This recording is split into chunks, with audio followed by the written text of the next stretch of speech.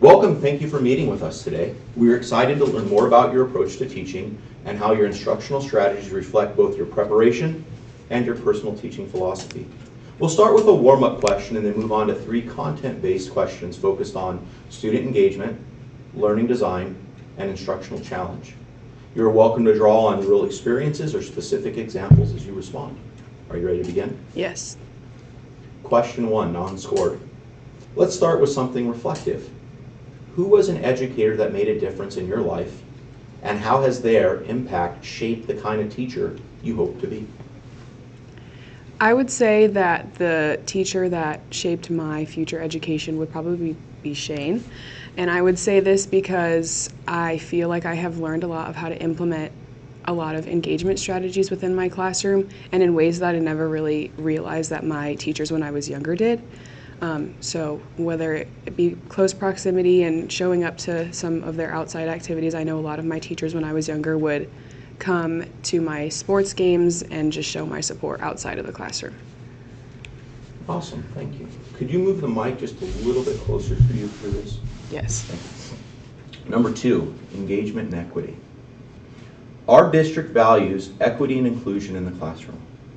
Can you share how you adapt your teaching to ensure that all students, regardless of background, ability, or identity, are actively engaged in the learning process?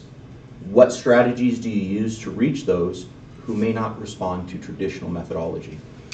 I would say that one of the ways that I do this would be I have a lot of different I want my classroom to be a space where they can kind of move around and in a space where they're comfortable. So if they prefer more of like a quiet space, working one-on-one for one of the lessons, then they can go towards like the back of the classroom, and then towards the front you have your smaller groups where they can collaborate more with other people, even if they like to just work next to people and they feel okay and comfortable, even if there is side chatter, I want them to feel comfortable in that.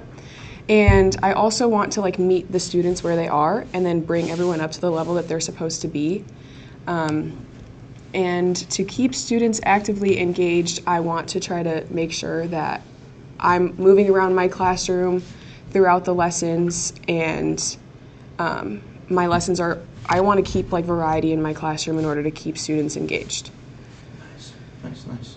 Question number 3, challenge and cognitive development. Let's talk about challenge and growth. How do you ensure students are working in their just right learning zone? Not bored, not overwhelmed.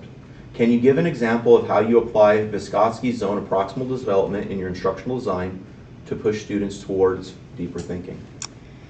I would say that I can tell that they are thinking and actively going through the process of thinking. And they're not just like shutting down or just kind of sitting there because they don't know where to start. And I feel like a way that I have seen this in the classroom is during, I made an escape room with some of my other peers, and in that escape room when the tag students were doing it, you could tell that they were trying different things. It wasn't necessarily directly easy for them, and they got it on the first try. They had to talk to each other and collaborate in order to figure out how to unlock the locked box. Yeah. Awesome, thank you. For your final question, instructional design and artifact justification. Now let's move into your planning process. Please tell us about a specific lesson, project, or classroom artifact that illustrates your ability to intentionally plan for engagement and growth. How does this example demonstrate high expectations across academic, emotional, and behavioral domains? I would say I have in my engagement plan for like a reading classroom, I will make sure that my students are engaged by, there's multiple different levels to this. So to start it out, I would start with just kind of introducing the topic and then walking around the classroom, having them do the assignment, and I would walk around next to them to make sure that they're engaged in the learning process. And I also want to value a lot of collaboration skills with my students. And I feel like when you're working with other people, it keeps you engaged because you're constantly having conversations and talking about the things at hand. And if I hear that conversations are starting to die down, I can kind of like ask them more questions to keep the conversations going and keep them engaged in whatever topic we're talking about. Awesome. Thank you for your thoughtful responses today. Your ability to reflect on theory and practice and apply it meaningfully to real student learning is something we really value. We'll follow up soon with the next steps, but before we end, do you have any questions for us? No, I do not. Thank you. Awesome.